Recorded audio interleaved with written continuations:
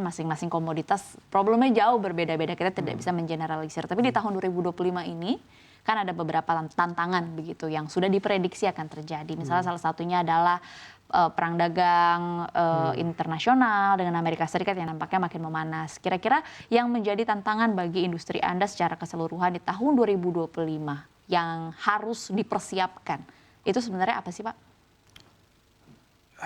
Kalau tantangan dalam negeri itu ada tantangan tentang soliditas kebijaksanaan, konsistensi kebijakan, dan kepastian.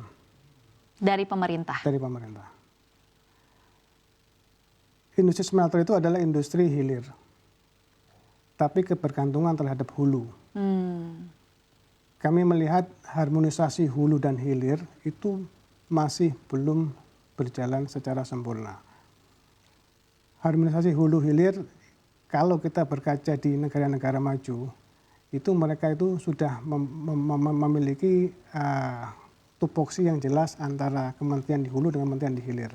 Kalau sekarang kementerian di hulu lebih banyak sebagai contoh aturan-aturan yang dibuat yang berkaitan dengan hulu, tapi di sektor hilir yang dekat dengan smelter itu kementerian yang berhubungan dengan smelter itu sedikit sekali aturan-aturannya, sehingga antara kementerian perindustrian di sektor hilir dan kementerian SDM di sektor hulu itu harus lebih menyempurnakan bagaimana mereka bisa berkolaborasi sehingga tantangan-tantangan yang ada di smelter ini bisa diidentifikasi sejak awal.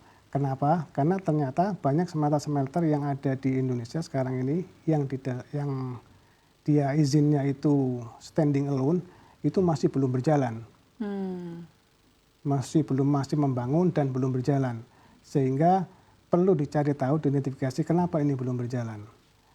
Sementara smelter-smelter yang mendasarkan izinnya kepada izin usaha IUP, izin usaha pertambangan atau integrated, itu mereka lebih banyak yang sudah berjalan. Jadi saya pikir harus ada identifikasi yang jelas kenapa smelter ini nggak berjalan. Kalau itu bisa diidentifikasi, maka saya pikir itu akan jadi jalan keluar yang baik. Oke, baik. Terima kasih atas perspektifnya Pak Haikal. Kita berlanjut ke pertanyaan selanjutnya, yaitu ada satu lagi komoditas yang bisa dikatakan menjadi kebutuhan pokok juga bagi masyarakat, yaitu kita bicara soal industri baja. Kalau kita buat rumah, kita butuh baja. Kalau infrastruktur, kita juga butuh baja. Kita tahu salah satunya adalah agenda dari Presiden Republik Indonesia Prabowo Subianto, yaitu membangun 3 juta rumah setiap tahunnya. Apakah ini juga akan menjadi sentimen positif begitu untuk industri baja? Atau sebenarnya Anda melihat sebenarnya pemerintah pada saat ini masih belum cukup fokus untuk memperhatikan industri baja? Industri baja itu kan, saya punya anggapan industri smelter baja ya. Industri smelter baja yang saya memahami itu bahwa ada mungkin 4 smelter di Indonesia, yang 2 sekarang bajanya belum berjalan atau stop produksi karena kekurangan bahan baku. Itu satu.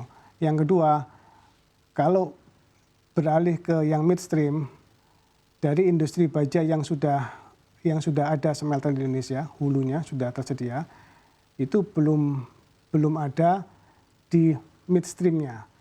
Midstream ini sekarang sudah menghadapi tantangan. Tantangannya adalah dari impor.